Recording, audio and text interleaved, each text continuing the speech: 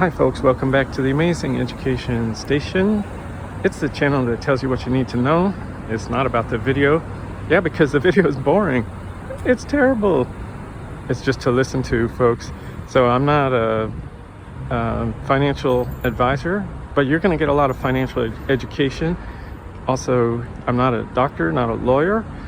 It's not medical advice, not legal advice, but I can help you a lot. You might need a lot of experts in your life. You need to rely on experts. It's going to help you a lot for your future. Okay, today's topic is part 5 on if you own a rental house, how to handle sort of the renters, the tenants that live there, how to find good ones and make sure that everything goes smoothly. So you might think, oh, I don't want to rent a house. Well, this is actually the number one way that people become millionaires is through real estate, owning property. And then how do you become financially secure is to have income coming in and not always spending more than you earn, not living paycheck to paycheck. So you might inherit a property, you could get a mortgage, live in the house and rent out part of the house, and then after 2 years or getting some experience of renting, you could get the proper insurance and move out. And you need some kind of experience. In about 3-4 weeks you could get a certificate in home inspection. This would qualify you to get landlord insurance, because you want to be insured unless you got tons of money already, in which case you don't need to watch this video, but it might help you. So anyway, now one thing that you're going to need to do is very important. I'm experiencing this right now. You need to be able to make necessary repairs and maintenance on the house, even if your renters, the people living in the house, don't want the repairs. But you know what? You got to keep the house up for future renters and just for general safety, and also for your liability, for your insurance purposes.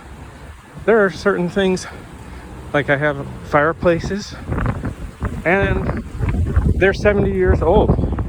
The mortar holding the fire bricks or whatever, the ceramic tile, whatever it's called, that mortar is old. It needs to be repaired. And what do you know? People living there, they're so busy, they don't want the noise, they don't want the hassle. So they're just saying, oh, couldn't you please do it later? Meaning after they are gone. So, well, because of this particular situation, and that I didn't put in the lease that they must allow repairs, I'm just going to let it go this time. But so what I'm recommending is, when you are looking for new renters, part of your questions, of course, you want to know many things about, like, why they're moving, how long they want to live in your place. Well, you can also ask, are you willing to accommodate necessary maintenance and repairs to the house, so that at least you have it sort of in lockdown, in writing. They agree to have repairs, and then it would maybe bring up the conversation. That might scare away some people. Oh, they don't want the house to be repaired. I have an older woman. She's asking, are all the repairs going to be done before I move in? Well, there could be a necessary repair that shows up the day she's moving in or the week after.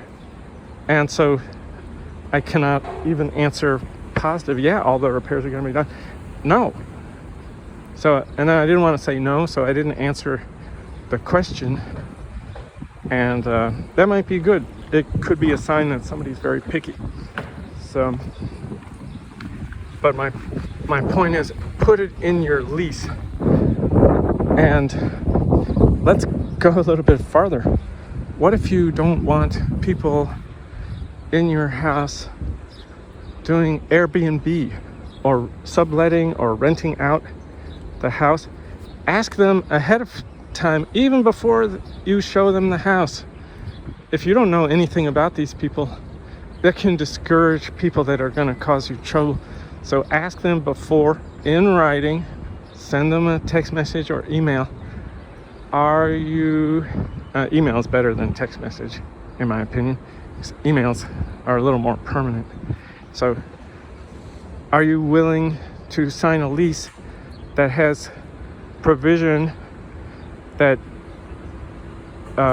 you will be evicted if you have activities that are prohibited by the lease, such as marijuana, comma, illegal substances, comma, subletting of rooms? There you go, you have it right at the beginning. You could say, and other prohibited activities. Then you have it right at the beginning, and then they may ask you, well, what are the other prohibited activities?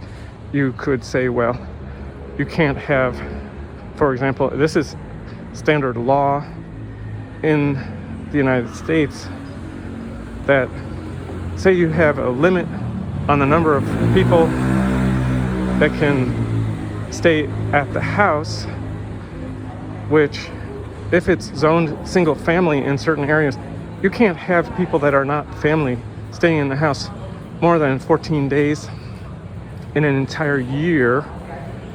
That's per person. So they could have a string of people, but not one person staying more than 14 days as a visitor and not paying. So that wouldn't be a sublet, just be somebody like a friend or a family member. They can't stay more than 14 days in a year. Now this is, as I said, it's standard for the United States for leases. That's like any longer than that, they've suddenly turned into another occupant or a tenant. They are no longer a visitor.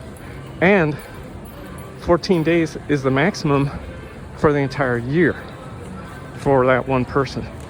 If that one person stays 10 days at any single stay time, that's the limit for that single amount of time, like continuous days and nights, is 10 days.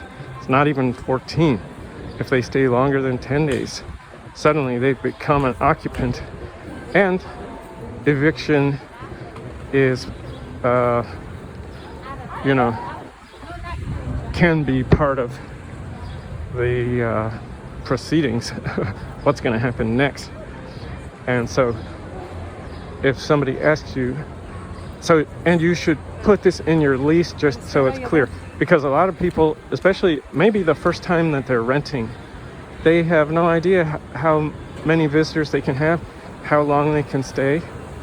And if you live near a university, well, if your house that you're renting is near a university,